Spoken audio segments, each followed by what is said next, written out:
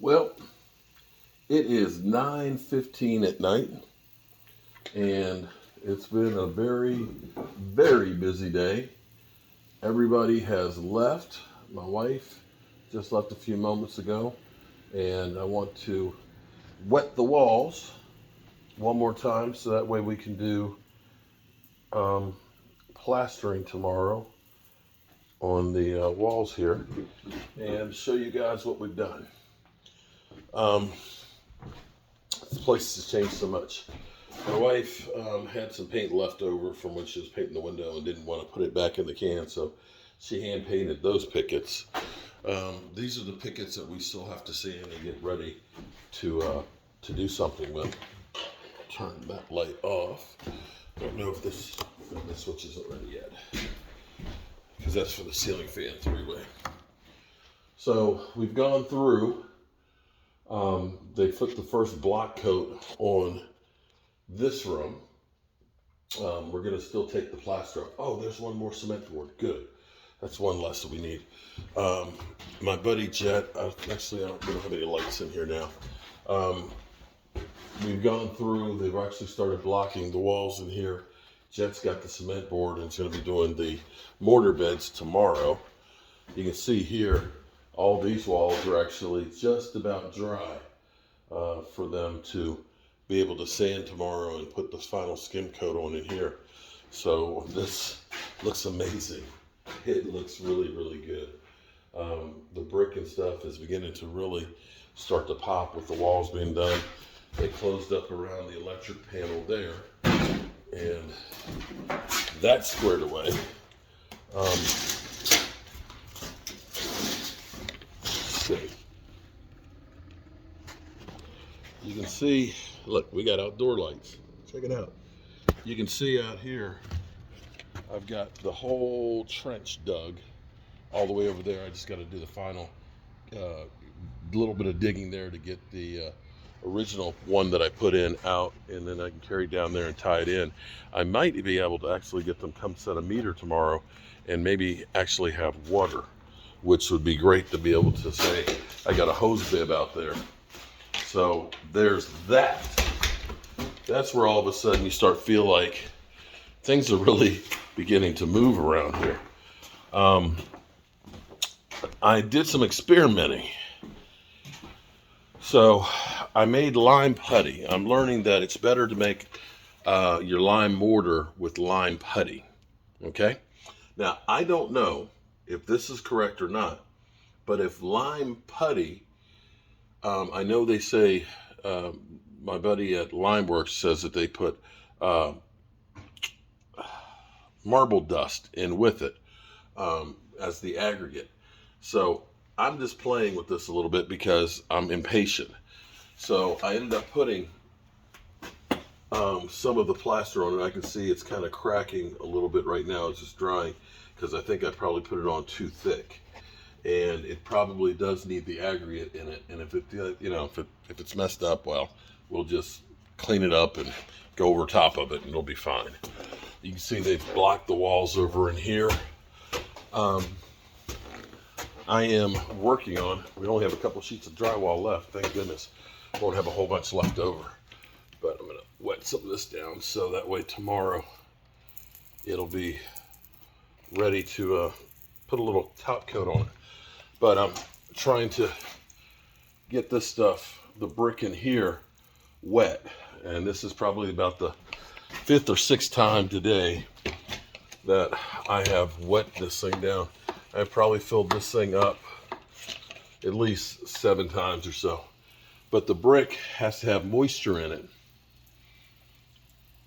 for the lime. If it doesn't have the moisture in it, the lime gets doesn't stick, and it dries too rapidly, and it doesn't bond well.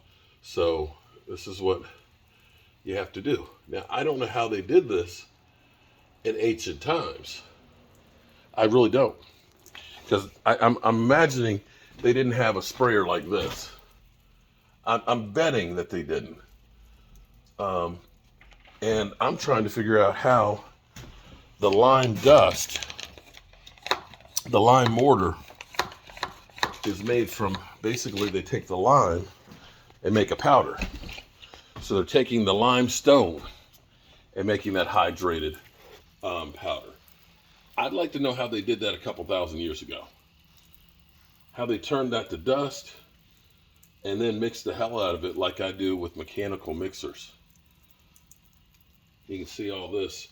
I'm going to put some lime mortar in the joints here that have definitely shrank before we plaster it tomorrow.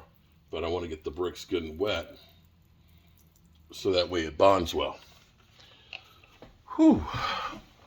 All right, let's take a look over in the bathroom. We've got the temporary lights in place. Isn't it changing? All right, so tomorrow morning they'll be putting the ceiling on first thing, and then they'll be blocking the walls and stuff. But this will be a bedroom. Can you believe it? It's not a big bedroom, not at all, but it's not a huge house, but it's a functional house. And over here you can see Jet has been working on the shower. And if you don't think getting these holes and stuff together is hard, it is hard. But the shower is going to be really cool because you know when you do work, construction work like I do, and I am a person who I get into my work. I get covered from head to toe with dirt. We've got these extra jets. I want this to be like a car wash. So I get in here, I can really just scrub and just really be able to rinse off after doing all the hard work and everything else. Just feel like I can really get clean. So they'll be hanging the drywall in here tomorrow morning too and getting this done. Boy, Mark, you sound kind of tired. I guess I am a little bit tired. It has been a long day. We started at 8 o'clock and it's 9:30. Haven't had dinner yet, but trying to bust a hump and get this thing done. If you've been following along daily, you know how far this has come. Seeing like the conduit holes, at least with the first coat of mud on here. And once I start spackling up the walls here and getting that stuff together, it's really going to start looking good. I know I don't sound excited, but I am excited about how this place is coming together. And I can't wait to get it done and to be able to have people that can come in and see it. I think we're going to have like an open house to show people what we've done, the progress and everything on the place, because I am proud of it, without a doubt. Oh, I got one more thing to show you guys. One more thing to show you. And I am so proud. Shout out to my wife, because she is learning. She's never done construction work at all, but she is learning. Can't nobody, and I mean nobody, strip paint like my wife. Look at that, lights out. Can't nobody strip paint like my wife. And you're looking at the inside of the window there, how clean it is. We're going to paint the trim inside black. Take a look at the outside of this window. Now I've got to go through and I've got to do the glazing for the glass. And I've also got to make that lime mortar to go into the cracks and things. But look at that. Look at that window. So tomorrow morning I'll go through. I'll sand out this window where we filled in where the shutters were. I'll sand that all out, and she'll be painting this one. And I think tomorrow I'm going to, come hell or high water, I'm going to get that water line hooked up over there and try and see if I can get them to bring me a meter so I can actually get some water with the hose bib. And I'm going to get the railing here and here at least up because I just want to see what it looks like with the railing. You know, this place has grown on me. I don't know if it's possessed me, and it's like the spirits are like putting the power into me to finish this thing because they want it finished. But it has just been becoming an obsession of trying to get it done. I've gone up here, you can see that's actually body putty, filling in some of the areas in here. So we'll sand that out tomorrow with the drywall sander. The machine I have. You can see up here how nice that looks up in there. I think what we're going to do, we're going to spray this ceiling white, and I think I'm going to put like a 3 1/4 inch crown molding around on the inside.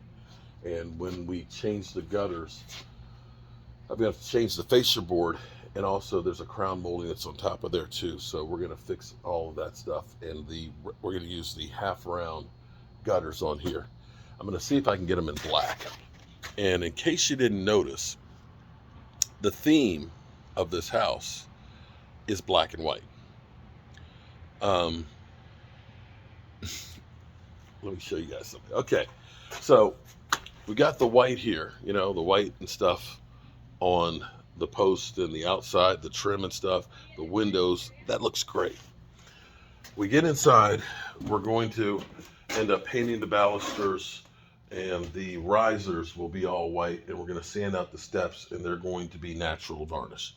The wood floors are going to be sanded out, natural varnish. They're going to look rough because they are old and things, and we're probably not going to be able to fill the gaps, but that's okay because I want you to know that you're walking on a floor that's 200 years old.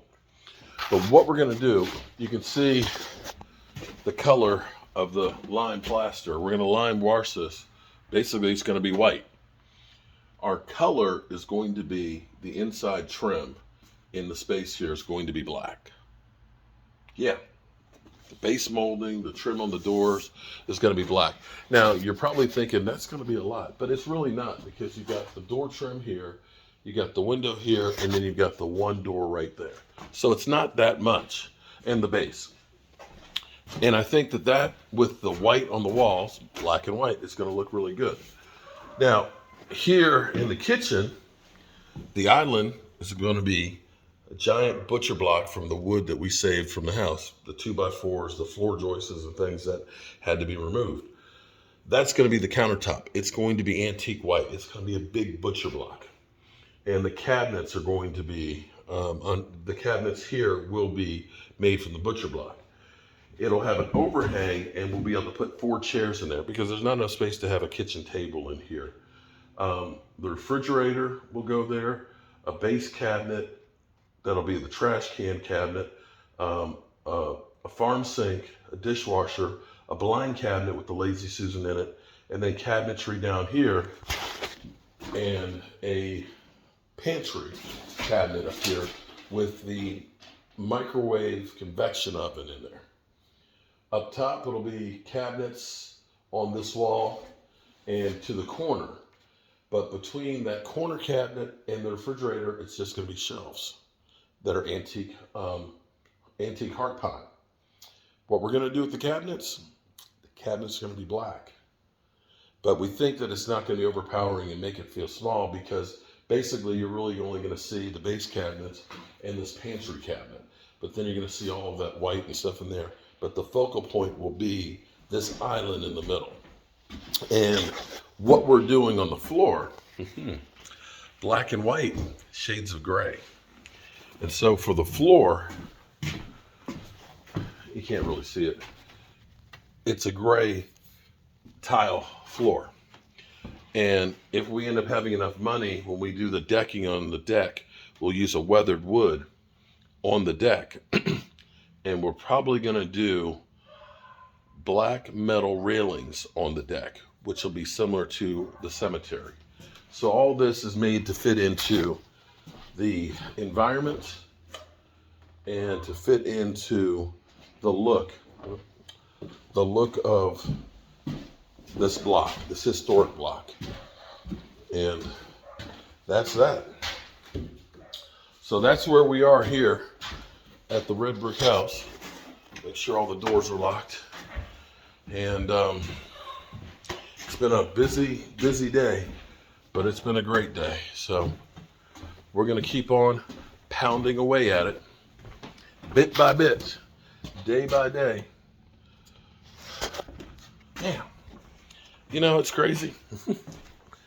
I got so many lights. It's like I keep forgetting to turn off a light, and I have to keep coming back. Is that the spirits? Is that the spirits trying to keep me from leaving because they like me? I don't know. I like them. And I like having the security light out here too. So that way somebody comes through at night, that light comes on, and we know you're here. And tomorrow morning, this bad boy will go back to Central Virginia Rentals.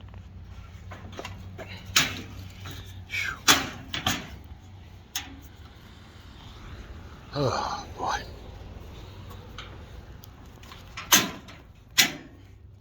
All right.